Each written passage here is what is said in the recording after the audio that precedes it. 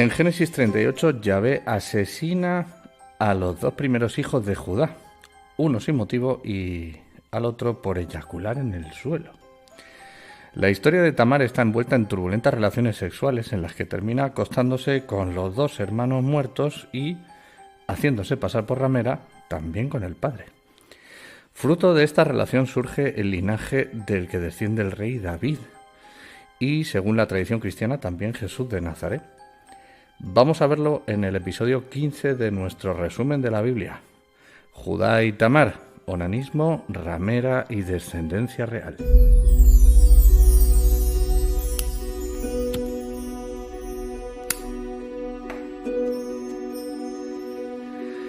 Antes de adentrarnos en el pasaje, conviene recordar que en el episodio anterior dejamos esta historia de Judá y Tamar apartada del ciclo de José por lo ajena que resulta. Como ya comentamos, se trata de un pasaje aislado, de naturaleza principalmente simbólica, que se ubica entre las aventuras de José en Egipto, en una redacción tardía de obra seguramente judaíta. Aparte del mensaje moral que intenta transmitir el texto, refleja la expansión de la tribu de Judá después de la época de Josué, lo cual es muy posterior al momento en el que se instala en la narración, que debería ser la época de los patriarcas, aproximadamente entre los siglos XVII y XIX a.C. Por estos motivos decidimos abordarlo de forma independiente y no interrumpir el hilo narrativo de la historia de José, lo cual nos parece un crimen literario, habida cuenta de lo bien hilvanado que está. En todo caso, hoy nos vamos a centrar en su carácter literario, como es costumbre, y en los mensajes doctrinales que se deducen del texto, los cuales ahondan en costumbres sexuales relacionadas con la descendencia. La primera parte del pasaje nos cuenta que Judá se apartó de sus hermanos sin mención de la causa y tomó por mujer a la hija de un cananeo llamado Súa, cuyo significado etimológico está relacionado con la raíz Shabá, que significa dar voces pidiendo ayuda. De esa unión surgieron 3 hijos, Onán y Sela. Judá le consiguió mujer a su primogénito, Tamar se llamaba, pero Yahvé lo mató porque era malo ante sus ojos. Aquí vemos una vez más que se intercala un asesinato de Yahvé sin dar explicación del motivo, dejando así en el exégeta sacerdotal la posibilidad de interpretar el hecho de la forma más conveniente para adoctrinar a sus lectores. No obstante, desde una perspectiva literaria, el estilo del pasaje nos recuerda que se trata de una narración simbólica, a modo de cuento moral, donde el contexto, el carácter de los personajes, sus motivaciones y los hechos que suceden están simplificados al máximo para enfatizar el mensaje que el autor quiere transmitir, sin intención de atender a los matices descriptivos de verosimilitud que requiere una narración histórica. La etimología simbólica de los nombres, en la que no nos detendremos demasiado hoy, evidencia este hecho. Así la historia avanza con rapidez hacia el núcleo de la cuestión. Judá le ordena a su hijo Onán, el segundo, que se acueste con Tamar, que ha quedado viuda, y le dé descendencia a su primogénito muerto.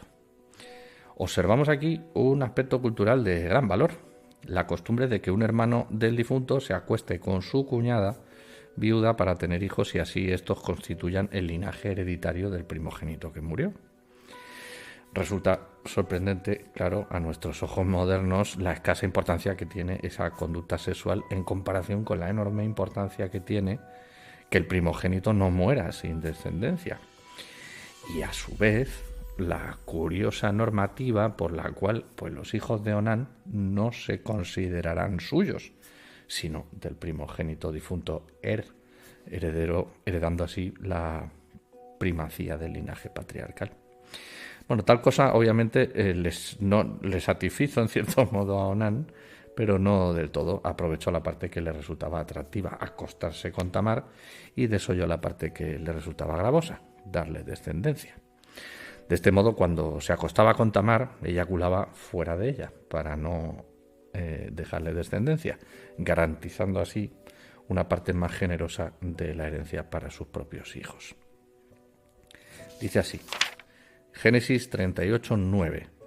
Y sabiendo Onán que la descendencia no había de ser suya, sucedía que cuando se llegaba a la mujer de su hermano, vertía en tierra, por no dar descendencia a su hermano.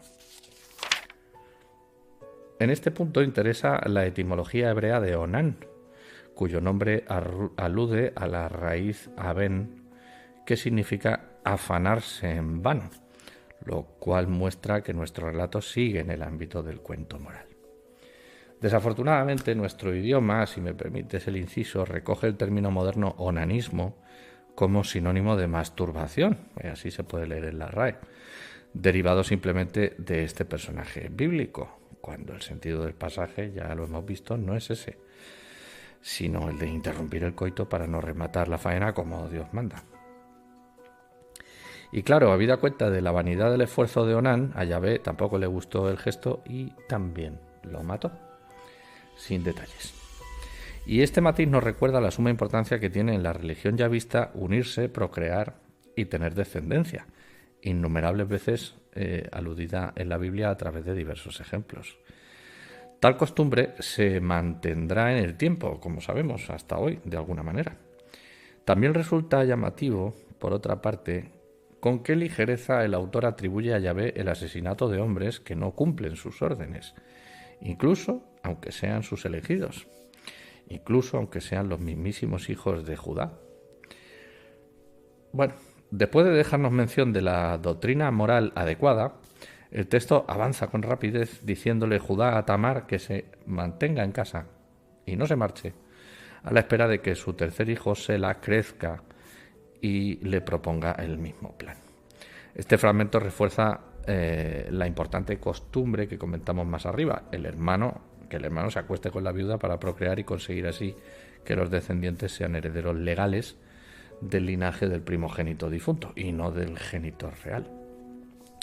También nos deja la curiosa evidencia de que ese trajín sexual al que se somete a la mujer no tiene la mayor importancia y sin embargo sí la tiene que los hijos sean suyos para que de forma legal hereden el poder de la primogenitura, con independencia de quién sea el padre biológico, siempre que no salga de la familia inmediata. Convendría analizar aquí, si se quiere profundizar en el aspecto antropológico del pasaje, qué parte de estas costumbres son propias de los tiempos del autor, digamos del siglo IX al III a.C., qué parte es propia de una época anterior pero cercana al autor y que éste pueda recordar a través de la cultura popular, y qué parte es propia de la cultura patriarcal en la que se ubica la narración, que ya hemos dicho pues entre los siglos XIX y XVI. Aludo a periodos lo bastante amplios como para que nadie se sienta incómodo y no entrar en discusiones que alargarían esto demasiado.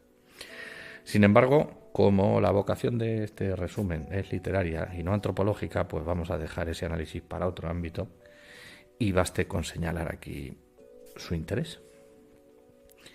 La historia prosigue con una elipsis temporal para atender de forma simbólica de nuevo a otro evento posterior que tiene interés doctrinal para el autor.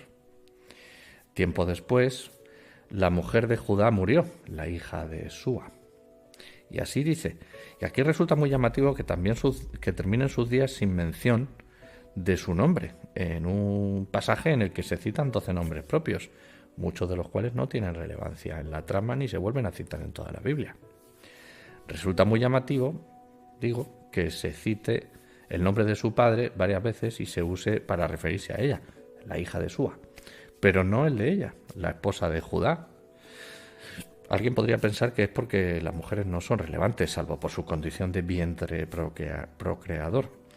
Pero aunque tal cosa sea verdad en general, contrasta con el hecho de que aparezcan citadas muchas otras mujeres como esposas de los personajes varones sin intervenir en la trama. En términos literarios, da la sensación de que esa parte del pasaje pertenece a una tradición antigua que el autor rescata para intercalarla en este punto del Génesis, en la cual el nombre de la mujer pues ya no se recuerda, pero sí su origen, hija de Súa. Si el autor estuviera inventando todo el pasaje desde cero, le habría resultado mucho más sencillo inventar el nombre de la mujer, así como hizo con el de Tamar y el de todos los demás personajes. sin dejar evidencia de esa laguna incómoda para el lector. Así que no tiene pinta de que sea eso. Pero bueno, sea como fuere, el caso es que murió y Judá quedó huérfano del seno en el que enterrar su pasión viril. El texto detalla sucintamente que un día Tamar aprovechó la ocasión para ponerse guapa, velo incluido, y hacerse pasar por ramera para acostarse con Judá. Toma ya. El autor se esfuerza por aclarar que tal cosa no la hace por maldad, sino porque Sela había crecido, pero Judá no se lo había dado como para que la preñara, vamos. Se alude así a, pues, a que el tiempo pasaba peligrosamente para ella, se hacía mayor, no tenía descendencia y que tanto le daba pues que la dejara encinta el hijo o el padre. La cosa era procrear a toda costa. Así dice el pasaje. Génesis 38, 15, 16.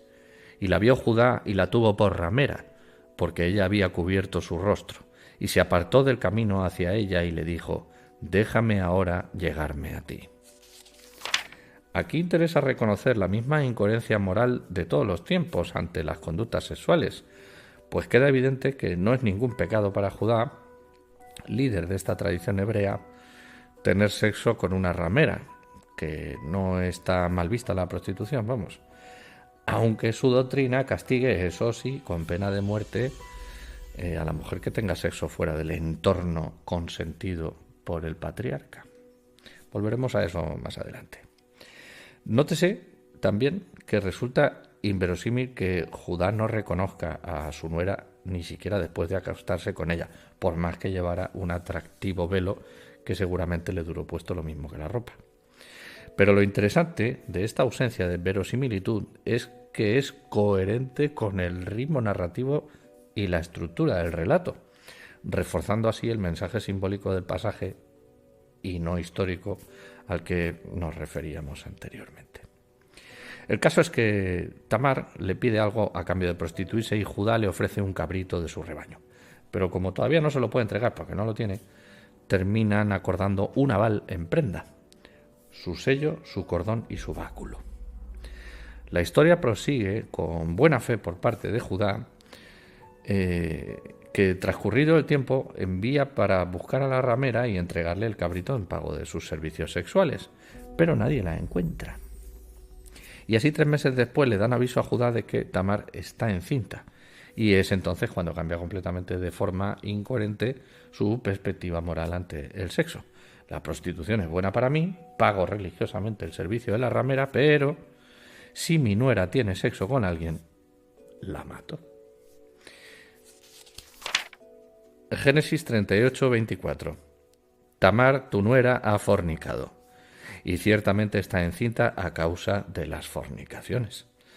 Y Judá dijo: sacadla y sea quemada. Observamos una hipocresía de comportamiento muy similar a la que podemos encontrar hoy en día al respecto. No tan acusada, pero parecida. En todo caso, destaca la forma escrupulosa y expeditiva con la que el patriarca vigila la pureza de la sangre dentro del clan.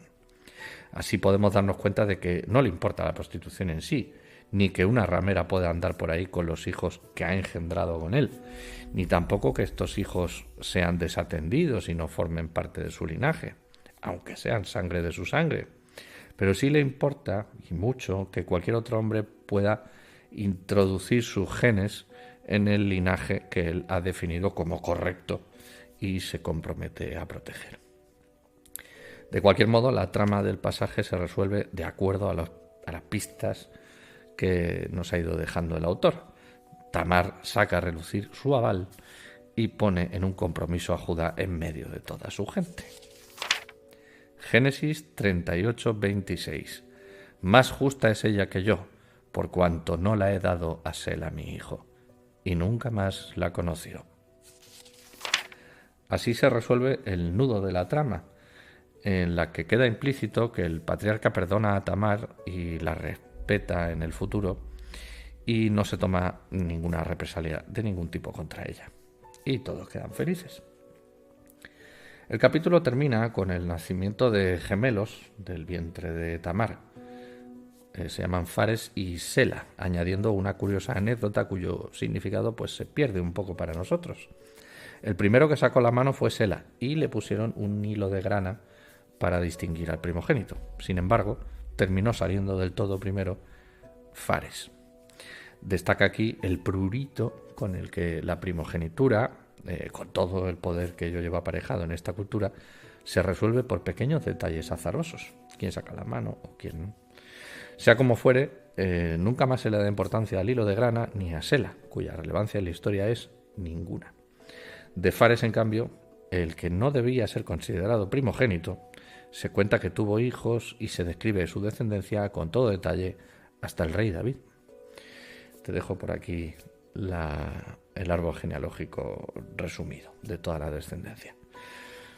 En resumen, tenemos un pasaje aislado de la narración de Génesis, inserto en el ciclo de José, que narra unas curiosas aventuras de Judá lejos de sus hermanos, en las que la sexualidad y el valor de la descendencia toman el protagonismo del pasaje y nos dejan una sensación incómoda acerca de las normas morales que inspiran el texto.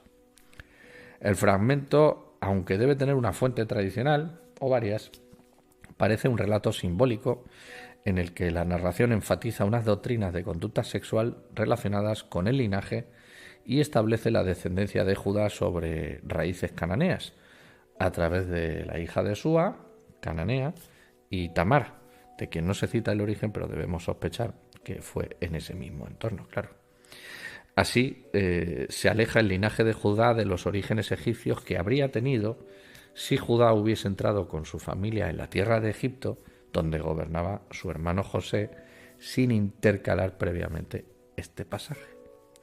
Este aspecto puede ser importante para el autor, toda vez que el linaje de Judá será el más numeroso, el que reciba la bendición de su padre Israel para liderar a todos los israelitas y del que descenderá la dinastía real de David, sumamente relevante, claro, para la tradición judía, aunque también para la tradición mesiánica cristiana que hace descender a Jesús de esta línea genealógica. Aquí conviene recordar, como he dicho muchas veces, que la fijación del texto que nos ha llegado es obra de judaítas herederos del reino del sur, el reino de Judá. Y tal cosa nos ayuda a interpretar la indulgencia con que los autores arriman a su sardina la ascua de Yahvé.